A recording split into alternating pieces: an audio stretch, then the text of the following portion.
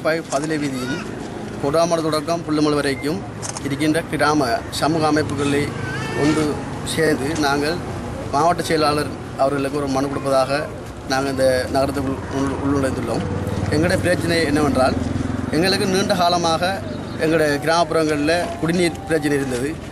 நாங்கள் குடிநீரை பெறுவது எவ்வாறு என்றால், நாங்கள் கிணறு வெட்டி 150 அடி ஆழமாக வெட்டினாலும் எங்களுடைய கிராமங்களில் கல் மலையில் தான் பிரதமாக காணப்படுகின்றது. இந்த 7, 8, 9 இந்த மாத பகுதியில் முற்றாக தண்ணி வற்றி போய்விடும்.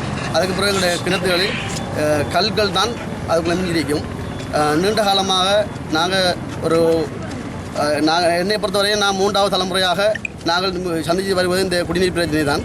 எங்களுக்கு தேசிய நீர் வழங்கல் அதிகார சபையினால் ஏனைய இடங்களுக்கு வழங்கியது போல எங்களுடைய பதிலை வீதி மக்களுக்கும் எல்லா கிராம மக்களுக்கும் இந்த குடிநீரை பெறுவதன் நோக்கமாகவே நாங்கள் இந்த பயணத்தை மேற்கொண்டிருந்தோம்.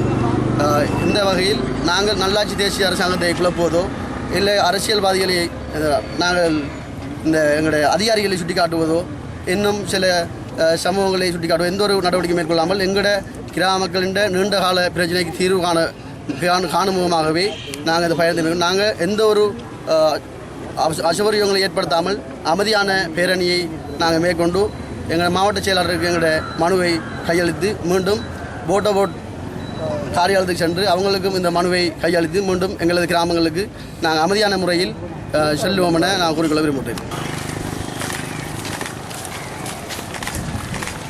எங்களோட ஊரில் நீருக்கு ரொம்ப கஷ்டமாக இருக்குது. நாங்கள் ஸ்கூலுக்கு போகிறதுக்கு லேட் ஆகுது. நாங்கள் இது தண்ணி எடுக்க 2.5-3 மீட்டர் தூரத்துக்கு போகணும்.